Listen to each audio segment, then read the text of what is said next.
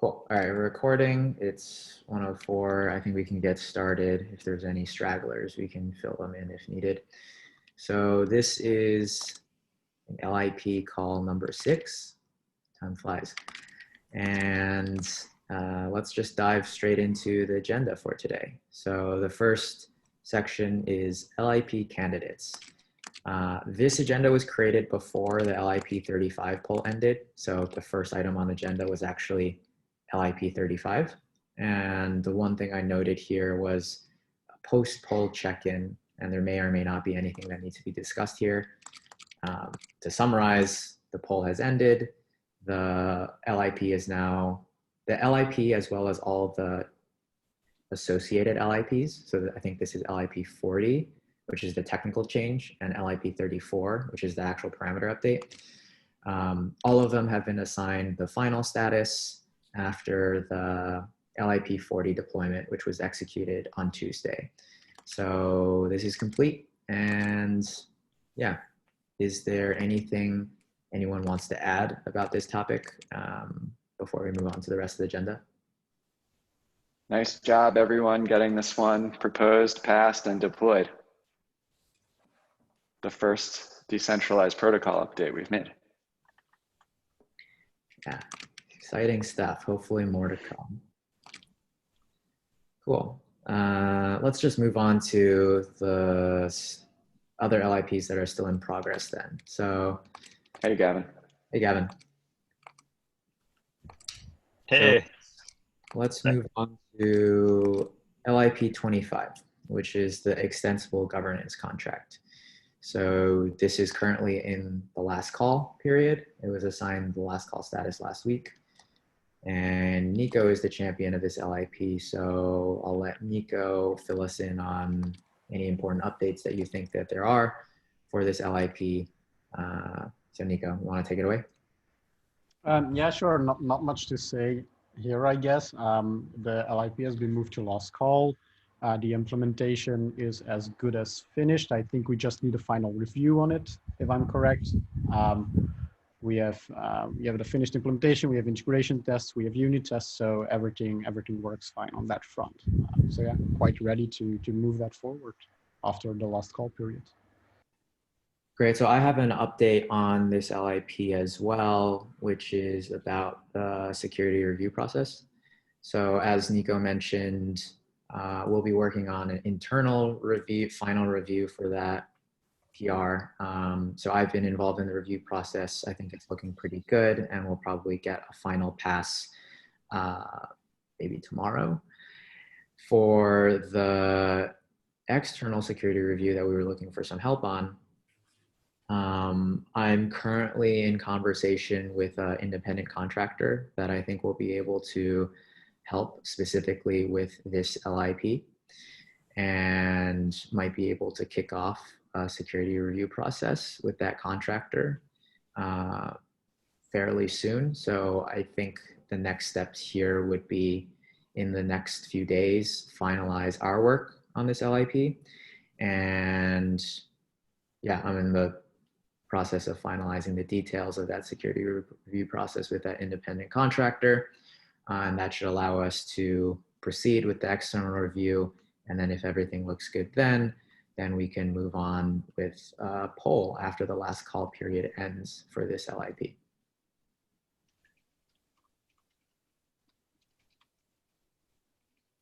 The security review would be not just on this LIP, but also on the claim earnings code. Is that right? So currently, I'm thinking not. It would be the same, mainly because, so the independent contractor I'm talking with right now, I think it's much easier for him to review standalone contracts as opposed to contract updates that require a substantial amount of context, which is why the conversation has moved a little bit faster when it was scoped to just this. So yeah, I'm currently thinking of having a separate process for this LIP than the LIP 36 code. Okay, sounds good. Hey, Victor. We welcome you as the latest live peer core developer to this call.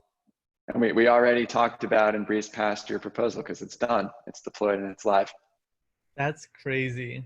Well, thank you guys very much. This was a really good experience. As I mentioned, this is my first governance proposal ever, so I'm glad that I got to do it in such a warm and great community. So I really appreciate all the help and support and encouragement and all the great contributions.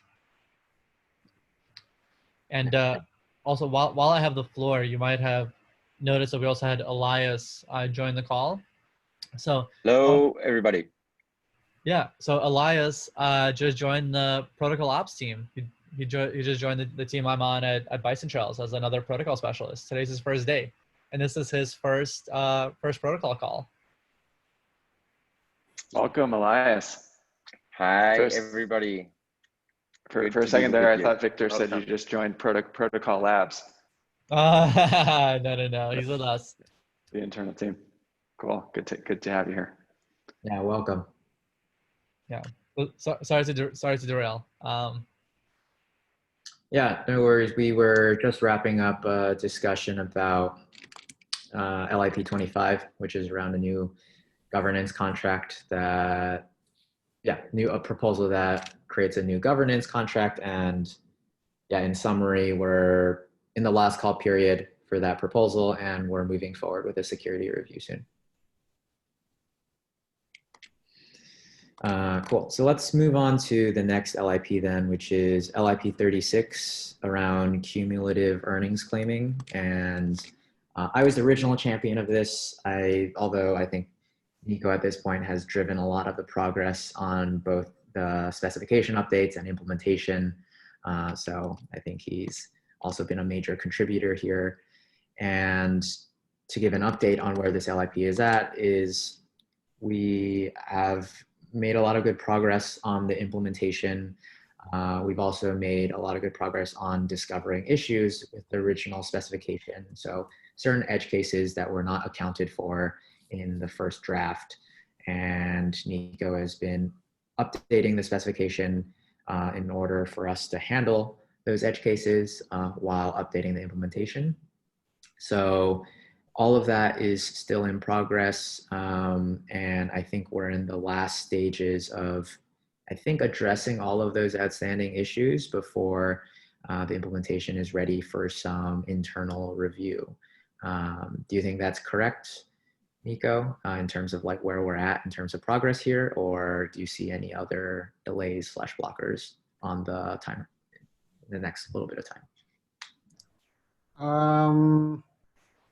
No, that's probably indeed the gist of like where this proposal is at. Currently working out some of the last nitty-gritty details in the way fee accounting works and how we need to update the spec accordingly for that. Reward accounting, let's call it that, is like completely in order. There's just some remaining quirks in the way we do fee accounting. So once those are resolved, we can move this into a review process, into like a first pass of the code, and then we can probably move this forward from there. Once the PR is like fully reviewed, we can move this into like a security review process as well.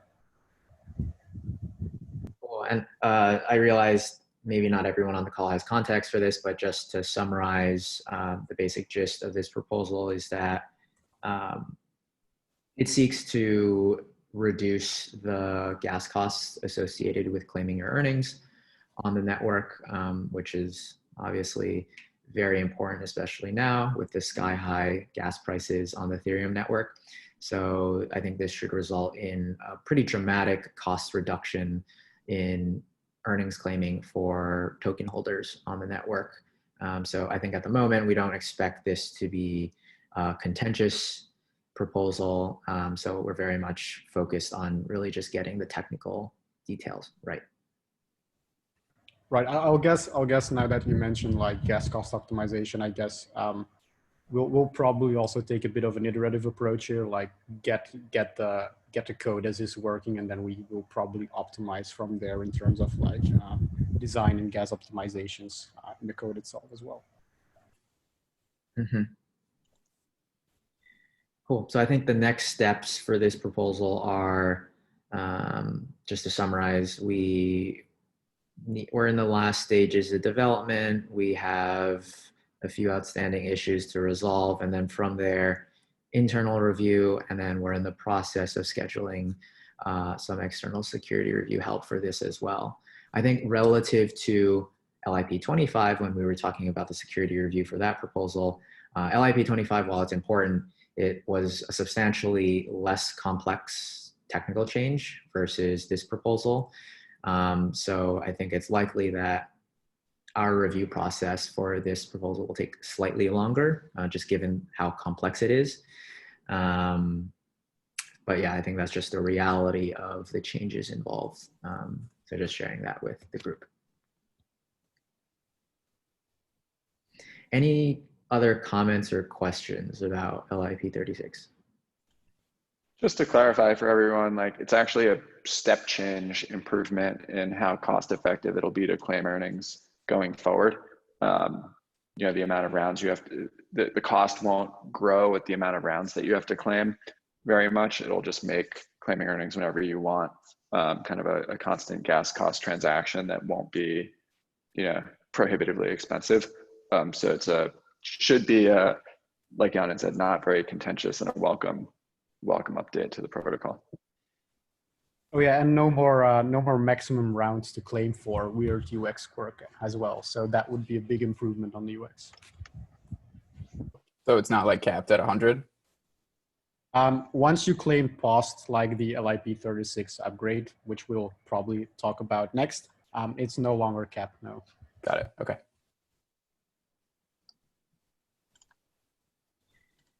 Cool. Yeah, thanks for, I think those are some good clarifications. So excited to move forward with this. All right. If that's it for LIP 36, then we can talk about the last LIP candidate, which was the newest one, which is, I guess technically it would be LIP 52. This is the earnings snapshot proposal that Doug originally created. I know that there's been some action in like handing off some of the technical details, but Doug, since you originally created the proposal, do you want to share with the group about that proposal? Since I think this might be the first time that we're talking about it formally. Yep.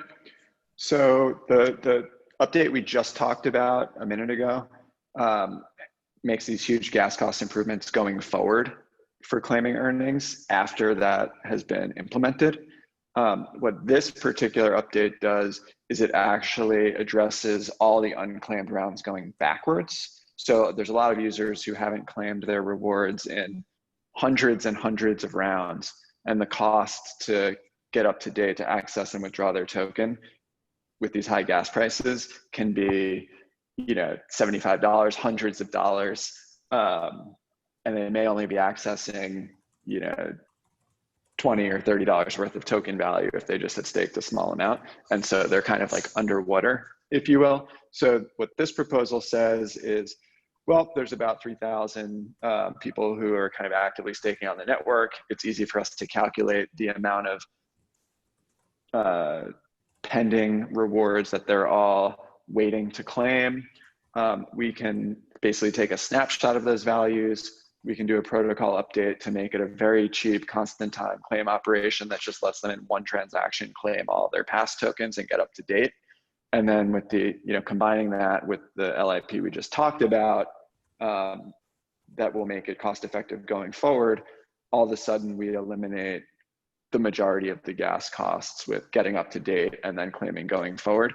So the effect here is this could unlock you know, all the unclaimed tokens for thousands or hundreds or thousands of users who you know, may not deem it worth it to claim when there's high gas costs. Or for everyone, it'll just make it much more cost effective. So it's not that complex either. Nico has kind of become the technical champion to drive a spec for how we implement this. Not a significant amount of work, a little update to the clients to submit evidence of how much you're allowed to claim. The only drawback is that it's sort of an arbitrary intermediate state update to the protocol. Like the protocol will all of a sudden, after an update, reference this, Merkle hash value on chain that proves the state of how many tokens all the staking addresses can claim. It's probably no more semantically, it's no different than any other state update from any protocol update, but it does feel like in the past, the protocol just like proceeded according to these rules. And as you play back all these transactions, you can kind of calculate how much stake everyone has. All of a sudden we'll hit this intermediate point where instead of referencing all that history, you'll just reference this little snapshot that was placed on chain. So it feels a little messy from that perspective, but because we have this community governance process, the community can actually review this proposed state and this update and verify its correctness before they vote to activate it. So I think it's a powerful opportunity to use kind of open community governance to approve this state update and be rid of any of that like messiness of injecting arbitrary state. So again, I probably wouldn't expect this to be too contentious. I'm not sure what people would push back against because it creates so much savings for everyone. I think the next steps here are to go from the issue discussion to an actual like formal LIP proposal, along with the kind of technical spec that Nico had shared. And then from there, we can move it through the last call and vote period. Cool. Thanks Yeah. for. Oh, sorry. Go ahead. Oh, I was going to say thanks for the explanation. You want to go ahead first, Nico? Yeah, I was just going to say that I'll be posting the technical spec, I guess, somewhere in the next couple of days. It doesn't share publicly at this point. It was shared internally. I guess the biggest point of contention here, and also the biggest discussion point, is the time that the round at which we take the snapshots for, and that's probably still TBD. Yeah, the other thing that I was going to highlight, well, we can certainly loop back to Nico's point, but the one thing that I wanted to highlight is that, so there would be some work involved in actually implementing the contract changes to support this. And I think it was already highlighted that relatively speaking, they wouldn't be that substantial. I think the other component just worth mentioning is that it's likely worthwhile making sure that it's easy for the community members to verify that state on their own during the poll period. So it's not exactly technical work to support the contract change, but it's some technical work in order to make sure that the community has tools necessary to make an educated decision. But I think the good news is that we already have, like, I think the ecosystem already has a bunch of that tooling available thanks to technologies like the Subgraph. So it might not be that too bad of a lift anyway. Right, like a user would just want to look at the protocol to see what they believe they're owed in terms of token. And then they would want to just look at the like state that they're approving to see that the value matches what they expect they've earned. Yeah, I think something along those lines. Do we think there is a obligation for that software to be maintained going forward? Like as as all the software around it continues to upgrade and evolve?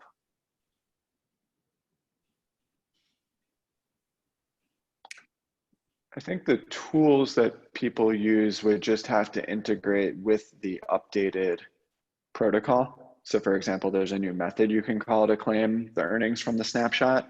And so like the Explorer would support that. The CLI would probably support it. If there's any third-party tools, they could optionally support it. But I think if it's supported through the tooling, I don't think it's necessary to maintain the software that allows people to verify the state update. You would need a publicly available record of the state somewhere that like can't be deleted. So you'd probably want to put that on Filecoin, Arweave, whatever exists to guarantee infinite permanent storage these days. What about the claiming action? Like, because everybody will be issuing a transaction to claim based on that root, Merkle root, right?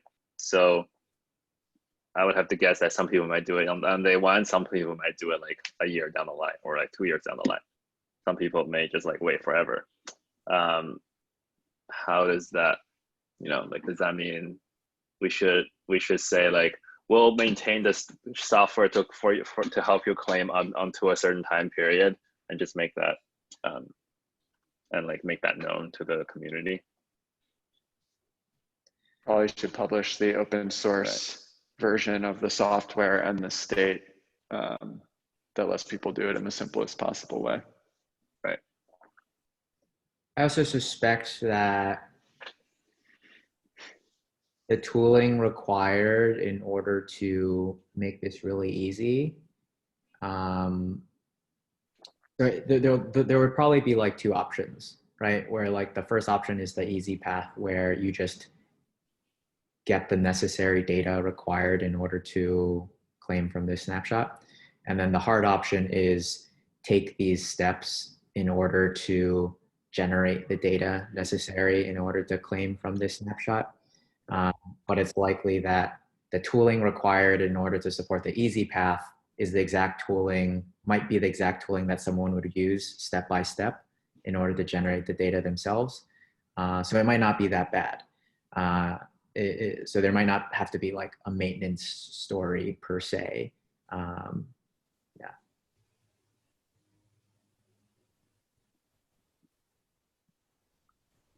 Mm-hmm. Cool. And even if we no longer, like, if we would stop supporting it in the client at some point, like the contract method will still exist, right? And someone can still like generate their own proof to claim their earnings through the snapshot and then submit a contract transaction directly. Yeah, like the state can just be constructed by following directions as long as you sync an Ethereum node, right? Just like with the Merkle mine, we gave the instructions of how the proofs were submitted and it was just like a 5-line forum post. But the software that Bison built and that we built kind of automated all of that, right? Yeah, so I guess, for example, if the subgraph, if the graph is the primary tool used in order to off-chain determine how much rewards and fees are owed to people, anyone could query the subgraph if it's hosted or run the graph itself at a part and derive that data necessary in order to do this calculation. Actually, it would be much easier, right? They would just have to query the contract for their earnings and fees up until the round of the snapshot, including that round. I think it might be a little more involved in that, simply because in order to generate the proof data for the snapshot, you need to be aware of every other delegator that's involved in that snapshot. So you would need to generate that list somehow, right? Oh, I was under the impression that we would store the entire Merkle tree on something like IPFS, and then a user could get what they're perceived to be owed, and then like compare that against the Merkle tree and see if the root hash is the same, and that way validate it. Yeah, I think that I think what I was referring to. So I think that's definitely possible. I think what I was referring to is like if you wanted a deterministic way in order to derive this yourself, then you could do that. So let's say that the state root was published and you want to ensure that this state root is the result of this deterministic set of steps that was described in the LIP, then you might be able to use the subgraph for that and then generate that list and check if the root generated is the same as the root published with the LIP. Oh yeah, that's right. Sorry. Okay. Cool. Sounds like we got options. Yeah. And we can probably take the specific details offline into the proposal. I guess the one quirk here is that we'll probably be the ones supplying, let's call it the client software to validate the proofs and to like for a user easily claim their earnings. So that might be like a point of contention, but I don't really see that as big of a deal. But perhaps someone in the community will build a tool similar. Who knows?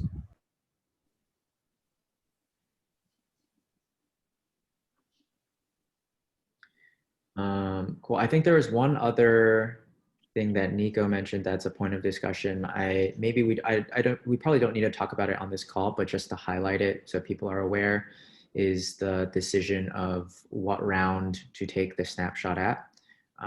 So yeah, unless someone is dying to talk about that right now, I just wanted to highlight that so people are aware in case someone wants to chime in the discussion on GitHub pertaining to the snapshot round. I said, well, to quickly put out my opinion on that, I think the best way forward here is to first establish what round we would deploy LIP36 at, and then we could use that round as a snapshot round, and then we would have constant earnings claiming available through the entire history as well going forward, and we don't need to deal with looping anymore as a whole. Yep, and I think that's I think there's a comment thread in the discussion highlighting that suggestion. So yeah, I think encourage people to take a look at the comment thread thus far, which kind of describes like the current thinking around how to set that value. But if anyone else has thoughts of their own, let's move that to the discussion thread. And I think to summarize, the action items here are, we need to create a formal LIP for this, and it'll incorporate Doug's initial proposal as well as the technical specification that Nico's working on. And then implementation can begin soon thereafter, or simultaneously for that matter. Cool. Anything else about this LIP before we move on?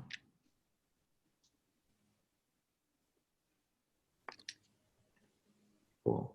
So in the agenda, the next item was around security audits, but I think we already talked a good amount about this. So just to summarize, LIP 25, in some last conversations to work with an independent contractor to kick that off. And for LIP 36, also in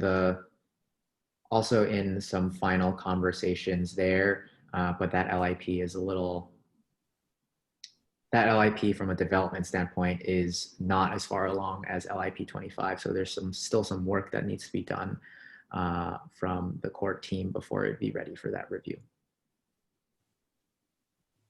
What about LIP 52? Would we need a security review for that? Because it would involve, even though minor, it would involve some contract changes. And it would like involve like state updates as well. So that there might be some security concerns there. So I think this is where it would be helpful to flesh out the spec a little more, as well as implementation, because I think ultimately it will be based upon like the scope. So for example, for LIP 40, we chose to move forward with that without a external security review, mainly because of how tightly scoped it was. So yeah, my current thought is that we should talk about whether an external security review is necessary for LIP 52 after we've fleshed out the technical details a little more. How does that sound? Yep, sounds reasonable to me. Cool. All right, and last but not least, we have the open discussion period. So this is 5 to 10 minutes for anyone to bring up anything that wasn't pre-scheduled, that it might involve topics that we can schedule for next time, or anything that didn't fit neatly into the LIP candidates category. So the floor is open.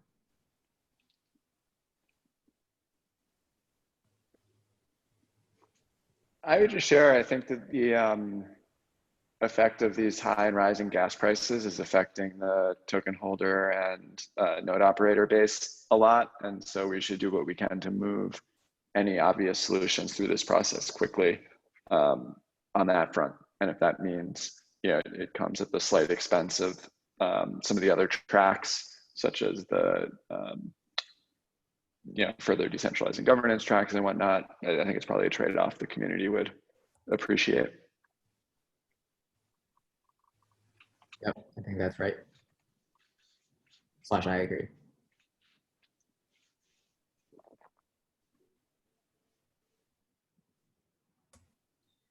All right. If there's nothing else that anyone wants to bring up for the open discussion period, then I think we can end the meeting here today. Thanks, everyone. We'll publish the recording and the notes either today or tomorrow, and we'll also schedule the next LIP call for 2 weeks from today. Thank you. Excellent. All right. Another Thanks, successful everybody. LIP call. Thanks, everyone. Yeah. Thanks, everybody. Yeah. Bye, guys.